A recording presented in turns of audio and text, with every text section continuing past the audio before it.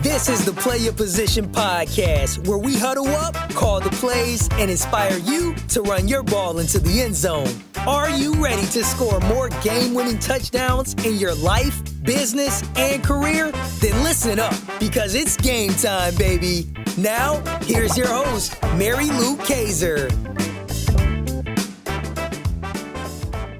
I built a snowman yesterday by myself, and I had a blast doing it. We got around 10 inches over the weekend, and the temperature was at that perfect spot for the snow to be sticky, easy to roll into large snowballs.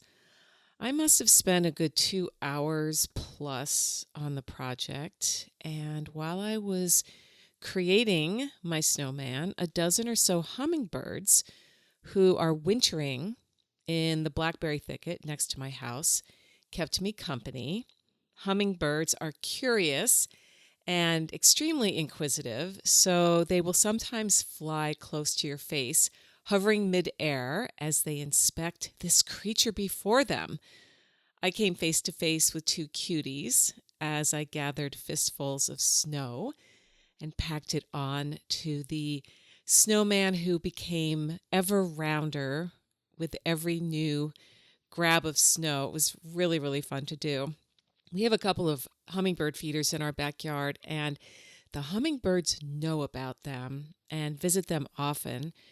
During cold stretches like the one we're having now, my partner fills the feeders daily because if he doesn't, the sugar water freezes, which means the hummingbirds can't drink.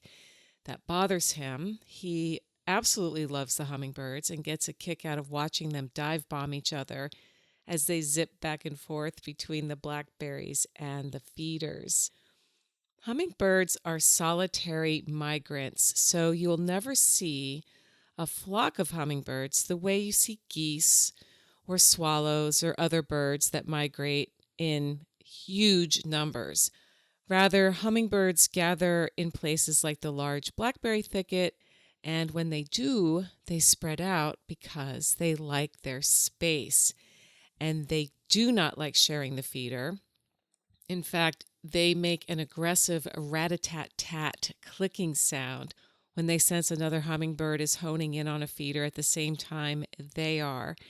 You see them chasing each other through the air, and while I have witnessed two hummingbirds sitting almost beak to beak on a blackberry branch, it's never for long before one of them is off again to be by itself.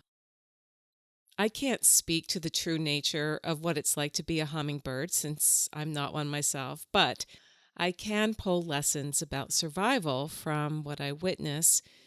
Being content to be on their own is one of the strengths I see in hummingbirds.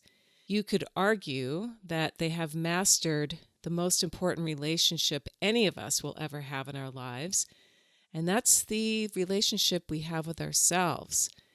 If you can't be friends with yourself first, how on earth can you expect to be friends with anyone else? My parents gave me and my brother the gift of being ourselves, modeling for us this skill of being friends with yourself first. Some might argue that introverts like me have a leg up on extroverts in this category because introverts need to spend time alone as a way of recharging our batteries, as opposed to extroverts who get energy from being with others. Naturally, if you spend more time alone, the argument goes it's easier to become friends with yourself than for those who are always out and about in groups. I don't think this is necessarily valid. My mother is an extrovert, and she has had a fantastic relationship with herself for most of her life, as far as I can tell. So is my father, but he is an introvert like me. So his preference is to be alone more time than with others.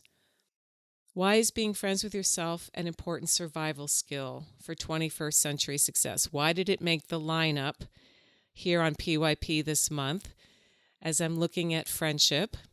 Well, there are several reasons, but number one for me is it determines the overall quality of your life. How's that, you might be asking? Well, consider that when you know yourself, really know yourself, You can count on making decisions that are based on what matters most to you, as opposed to going with whatever the sexy trend du jour happens to be, or running around and getting everybody else's input and then cobbling together a decision and then regretting it because you didn't really make it for yourself. It's not aligned with your values, but you felt like, well, this is the right thing to do because it looks good to everybody else. All that nonsense that we can sometimes fall into. You also have the ability to create healthy boundaries when you are friends with yourself, and this includes saying no to things that just don't resonate for you. Think about this. A good friend will always support your decision to say no to something. Being a good friend to yourself can mean less regret or resentment about things you really didn't want to do, but went with what was popular instead of what you value most. Finally, being friends with yourself and knowing who you are helps you identify what you need in order to create the life you really want. It keeps you grounded and balanced. It keeps you from getting caught up in trauma, which if you've ever been in any kind of trauma, you know how negatively that can affect the quality of your life. Cultivating a healthy relationship with yourself isn't selfish. It's actually the opposite. It's arguably the most generous act of all because when you're friends with yourself, you're going to feel centered, you're going to feel aligned, you're going to feel at peace, and you're going to show up like that. You won't be easily rattled or thrown off track because you can confidently say to yourself, I got this. Now, I don't want you to get the idea that just because you're really good friends with yourself means that you'll never face any struggles, or that you won't ever have to suffer again, or the occasional curveball won't be thrown your way. Listen, there are always going to be pitfalls and suffering because that's part of life. But knowing that you can count on yourself during those harder times can make a huge difference in how quickly you move on from the uglier parts of life. Becoming your own best friend, trusted advisor, and confidant is one of the greatest experiences you can have. If it's been a while since you threw some love at yourself, why not do that today? Make a space on your calendar to spend some time reflecting on what's great about being you. You can also reflect on why you are so happy and grateful to have yourself as your best friend. You could consider taking yourself out on a date or commit to 30 minutes of reading a favorite book, watching a funny show, drawing, baking, doing nothing at all, taking a nap, anything that is play-oriented or self-care-oriented is fair game. I'm telling you, this stuff works, and it really can elevate your life experience for the better. The most important relationship you will ever have in your life, it really is. It's the one that you have with yourself. Why not invest in it the way you invest in making everyone else happy? If it's been a while, try it. See what happens. You have nothing to lose and so much to gain. This is Mary Lou Kaiser. Thanks so much for listening to another episode of the Play Your Position podcast. And remember, it's always a great day to get out there and play your position.